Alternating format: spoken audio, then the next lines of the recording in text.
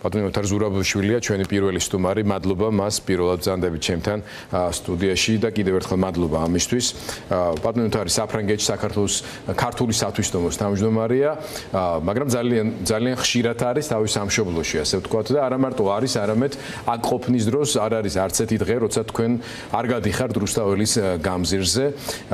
სტუდიაში მაინც უფრო მეტად შევძლებთ ჩაღრმავებას არსებული პრობლემის. განსაკუთრებით იმ პარალელების პოვნას, რომელიც არაერთხელ გაისმა ამ დღეებში, როდესაც რეპრესიების ამ მასშტაბზე, დასავლეთის, ასე ვთქვათ, დემონიზაციაზე, აგენტების ძახილზე ადამიანებს ამოუტივდივდათ, ხო? ჩვენ ხო მაინც აი ამ გენეტიკური მემკვიდრეობის მეხსიერების მატარებლებიც ვართ და ტრავმისაც გარკვეულწილად. თქვენ როგორ გზნობთ თავს, როცა ეს ფრაზები გესმით და როცა ესეთი რამ ხდება საქართველოში? მოგესალმებით ბატონო გიორგი, მივესალმებით ჩვენ მაყურებლებს და ასევე მინდა მივესალმო ვინც არიან აქციაზე რუსთაველზე და სხვა ქალაქებში და არ მინდა დავივიწყო ვინც არიან პოლიტიკური პატიმრები და ასევე მივესალმო. არ ვიცი რა ვთქვათ დემონიზაციას, რაც არის აშკარა. რომ თუ შევხედეთ გასული წელს, ფიქრობდით რომ ვიყავით იმ დროს დიქტატურის გზაზე. ამის შემდეგ ბევრი რამე მოხდა. იყო გაყალბებული არჩევნები, ისევე გაყალბებული არჩევნები, იყო რამოდენიმე კანონები და რიგი დაპატიმრება, ჯერ პირველი ტალღა და ეხლა ტალღა, რომელიც არის უდიდესი, არ ვიცი, დღეს არის 50 კაცი დაკავებული თუ 45-ს და უკვე დაპატიმრებულთა რაოდენობა, შინაგან საქმეთა სამინისტრო გითხრა ისინი აგრძელებენ კიდევ იდენტიფიცირებას. ეჭვარ მეპარება ამაში, რომ გაგრძელდება ალბათ. ესე იგი გადავედით მთლიანად დიქტატურაში. არის ყველა მაჩვენებელი რომ ეს არის დიქტატურა, ერთი ადამიანის ხელში არის ყველა ძალა და ირგვლივ რაც არის ოპოზიციური ზარა და რაც არის ძალაუფლება, რომელიც შეიძლება ეწინააღმდეგოს ხელისუფლებას პრაქტიკულად არის გამქრალი. მაგალითად, არასამთავრობო ორგანიზაციები თითქმის აღარ არსებობს, მათი ფინანსები დაყადადებული არის, ადამიანები თავისუფლად ვეღარ იქცევიან, თავისუფლება ჯერჯერობით სიტყვის თავისუფლება ჯერ კიდევ არსებობს, როცა აიღებ და როცა ხარ რუსთაველზე, მაგრამ ეს ნელ-ნელა ქრება. და დარწმუნებული ვარ, რომ უნდა ჯერ ერთი ღმათ ჩავფიქრდეთ, გავანალიზოთ რა ხდება დღევანდელ დღეს, რა არის როგორ ვთქვათ, რა ნაწილები არის, რომელზეც შეგვიძლია რომ ვიაქტიუროთ, როგორ შეიძლება შევცვალოთ ამის შინაარსი და როგორ შეიძლება წინ წავიდეთ. იმიტომ აუცილებელი არის ახლა თუ დავრჩით ამაზე, თუ შეჩერდა მაგალითად მოძრაობები, რომელიც არის რუსთაველზე, თუ შეჩერდა თქვენი აქტივობა, თავისუფალი მედიას მოქმედებები, მაშინ თლიანად ვიქნებით ნელში. ახლა მახსენდება, მაგრამ როგორც თქვენ მაგს წაკითხული ისტორიაში, ჩვენ გვახსოვს, ვინაიდან ეხლაც აჯანყებაზე იყო საუბარი, რომ 24 წელში იყო აჯანყება და ვიცით, როგორ მომდევნო არ არის დახვრიტები ჯერჯერობით, მაგრამ არის გაჩერებები იგივე სტილში, როგორც იყო სტალინის, ორჯონიკიძეს და მახარაძეს სტილი. ესე იგი, სიები მოდის და დავაპატიმრეთ, ვინც არის სიებზე. სწორედ იგივე ხდება დღევანდელ დღეს. აი, ბატონო თარ, გასული საუკუნის პირველი ნახევრის ისტორიიდან განსხვავებით, დახვრეტები რომ არ არის, ამიტომ თავად რეჟიმს უწევს ალტერნატიული რეპრესიების ალტერნატიული მეთოდების გამოყენება. ამ მხრივ ფარულად არ ხდება ეს ყველაფერი, ერთის მხრივ მიმდინარეობს პირდაპირ სამართლებრივი რეპრესიები, რომელსაც სამართალთან კავშირი არაფერი არ აქვს, რაღაცას მოიგონებენ, შემდეგ იმასთან დაკავშირებით შეთხზავენ, პროკურატურა სასამართლო გამოაცხადებენ, დაიჭერენ და ციხეში უშვებენ. მეორეს მხრივ ხდება ადამიანებზე ისეთი ფსიქოლოგიური ზეწოლა და ტერორი, რომლის შედეგადაც ადამიანები იძულებულები ხდებიან იფიქრონ საკუთარი ოჯახების უსაფრთხოებაზე. მესამე ისეთი კლიმატი და გარემო იქნება, რომ განსაკუთრებით შესაბამისი რესურსის მქონე ადამიანი უბრალოდ ფიქრობს, რომ ქვეყნიდან წავიდეს სხვაგვარად ის ვერ შეძლებს ცხოვრების გაგრძელებას. და ასეთ ადამიანებს ეუბნებიან, ანუ საზოგადოება გაყვეს ორ ნაწილად, ისინი რომლებსაც შეუძლიათ აქ დარჩნენ, შეეგუონ რა ამ სიტუაციას და აი სხვები ეს სიტყვა, რომელთა სისტემატური დეჰუმანიზაცია მიმდინარეობს, ისინი არიან ზედმეტები და უნდა წავიდნენ. ანუ ეს ციტატაა, მე არ ვამუქებ არაფერს. კარტონია. ამ ხალხს არ უნდა წასვლა ამ ქვეყნიდან და 4 ოქტომბერმა თუ რამე აჩვენა ის, რომ არც საქართველო და არც მისი დედაქალაქი პირველ რიგში არსად წასვლას არ აპირებს.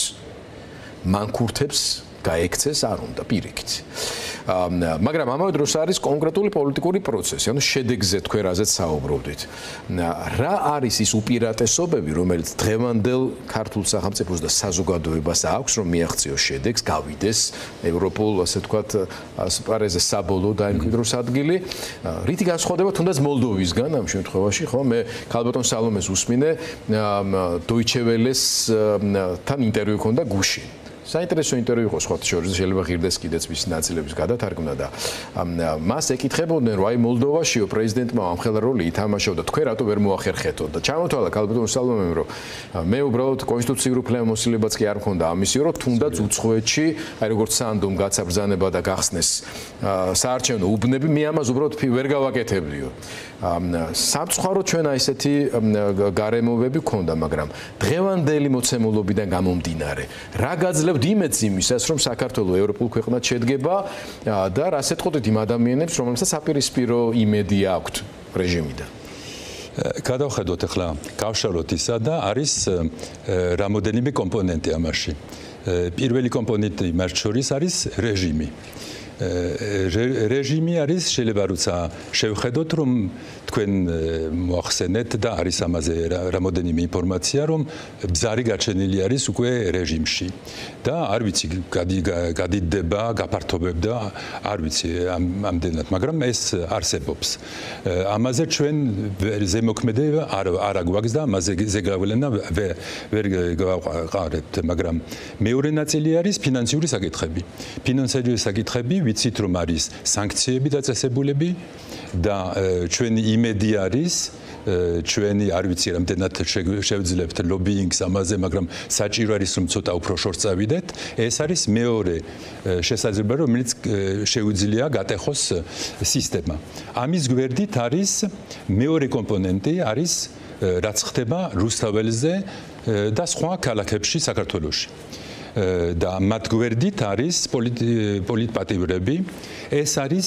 ჩვენი სურათი მსოფლიოში არა პირველმა მიგვიყვანა იმაზე რომ კანდიდატურა ამაზე არის დაყნობილი ევროპამ ნახა რომ ქართველები ქუჩაში არიან და დღევანდელ დღეს 66 დღე არის 316 დღე არის რომ უწყვეტი რაც არის გასაკვირი ევროპისთვის არავის არ აქვს ასეთი გამოსვლები ნანახი. ხდება ეს ევროპელების თვალში, ახლა მედია ჩვენ ვადევნებ თვალს და ხშირად არის, მაგრამ ჩვენ მაინც დაინტერესებული ადამიანები ვართ და აი ევროპელებისთვის შესამჩნევია პოლიტიკური კლასისთვის პირველ რიგში ამ შემთხვევაში.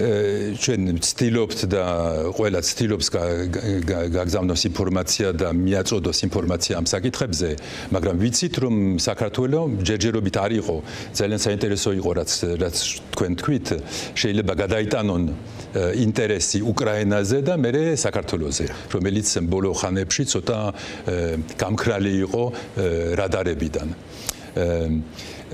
მესამე კომპონენტი არის საზოგადოება. და ამაზე არის მთავარი საკითხი.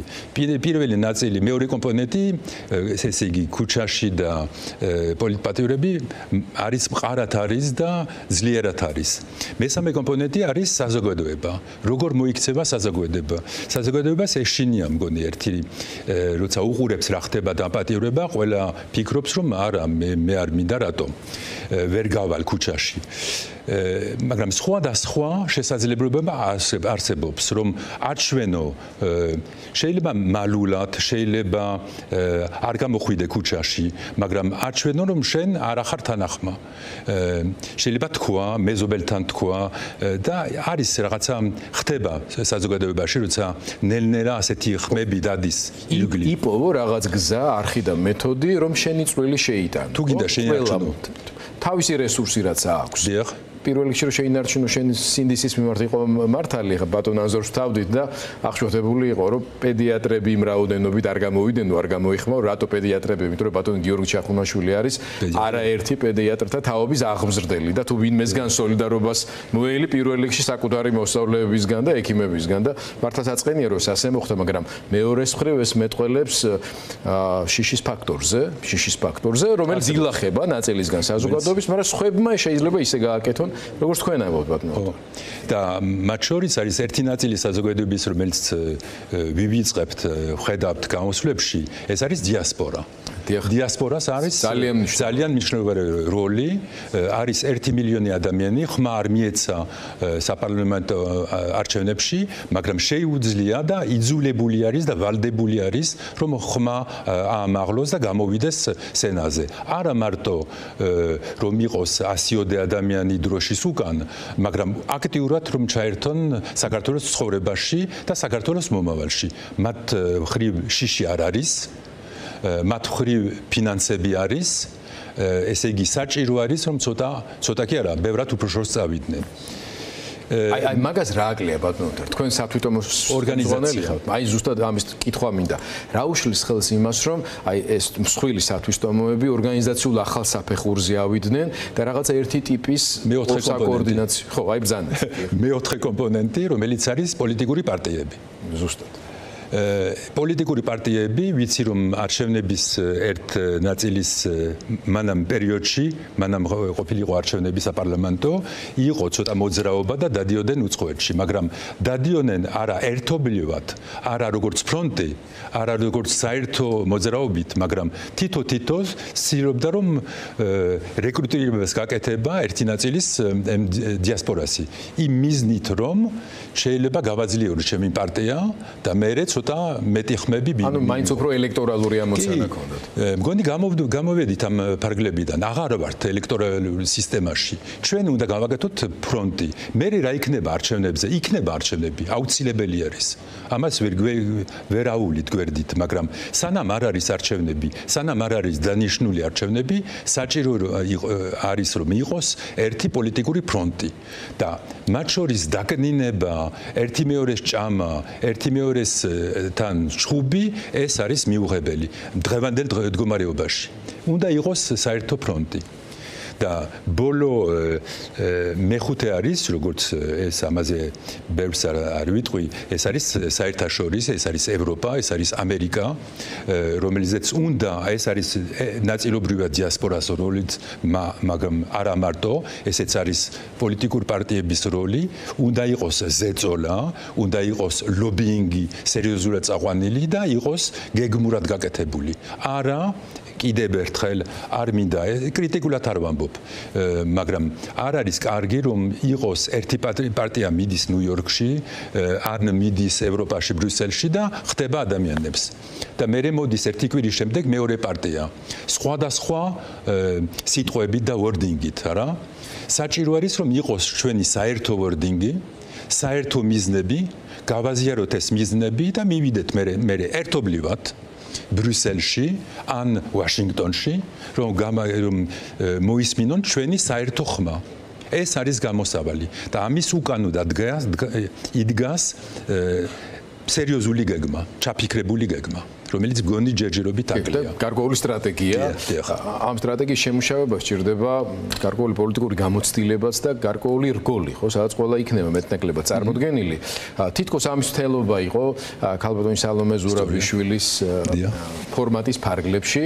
რომელიც მე აირია ვერ ვიტყვით ახლა რომ ეს აქტიურად მოქმედი ფორმატია, მაგრამ იქიდან გამომდინარე ხელისუფლება რაზეც რეაგირებს რეჟიმი. ჩემთვის მაგალითად შესამჩნევი გახდა ერთ-ერთი პირველი, ვისაც 4 ოქტომბრის შემდეგ დაარტყეს, ასე ვთქვათ, იყო თქვენი და ქალბატონი სალომე ზურაბიშვილი, რომელს მაქსიმალურად პასუხისმგებლობით ახლოს მიწნეხვა ცდილობდნენ იმასთან, რაც შეკრებასთან იმდენად არა, იმასთან, რაც მოხდა პრეზიდენტის რეზიდენციის ღობესთან დაკავშირებით, ხო? მიუხედავად იმისა, რომ თუ ვინმე მკაფიოდ გაემიჯნა ამ ტიპის აქტივობას, საფრთხე დაინახა, ეს იყო სალომე ზურაბიშვილი, რომელმაც წინასწარ გააკეთა ეს განცხადება. ანუ ეს ნიშნავს, რომ ზურაბიშვილი მაინც პრობლემა არის ქალბატონი სალომე ამათვის და ამის გათვალისწინებით რა როლი შეიძლება ითამაშოს, თუნდაც მის მიერ შექმნილმა ფორმატმა, მისმა განახლებამ იმისთვის, რომ გამოვიდეს ის შედეგები, რაც თქვენ საუბრობდით. მე ჩემთვის ცოტა უხარხული არის და მე არა ვარ როგორც არსალომე და როგორც პარტიები ჩართული ქართულ პოლიტიკაში. მე ვცდილობ მარტო რომ დავეხმარო ვინც არის ქუჩაში და ვნახო როგორ შემიძლია ჩემი ძალებით რამენად დავეხმარო და არ მინდა რომ შევეცადო გავცვალო ვინმე პოლიტიკური დეკლარაციებში თუ ჩემ დას პრეზიდენტს ეკნება რამე სათქმელი რა თქმა უნდა ჩვენც ყოველთვის ვზად ვართ ამის ღია არის ეთერი არის და შეიძლება მოვიდეს მე ახლა გეკითხებით როგორც სათვისტომოს არის ხო მგონი საჭირო არის რომ იყოს შეერთება მე არ ფიქრობ იმას რომ საჭირო არის რომ იყოს პირველი პლანზე ერთი მართალი არის რომ ეს არის პრეზიდენტის როლი მაგრამ მგონი საჭირო მთავარი საჭიროება ის არის რომ ერთად სხდადნენ მაგიდის ირგვლივ პოლიტიკური პარტიები ეს არის მთავარი და შეთანხმდნენ არის ამაზე პლატფორმა არსებობს შეიძლება ისევე იყოს დამუშავებული მაგრამ ეს პლატფორმა შეიძლება იყოს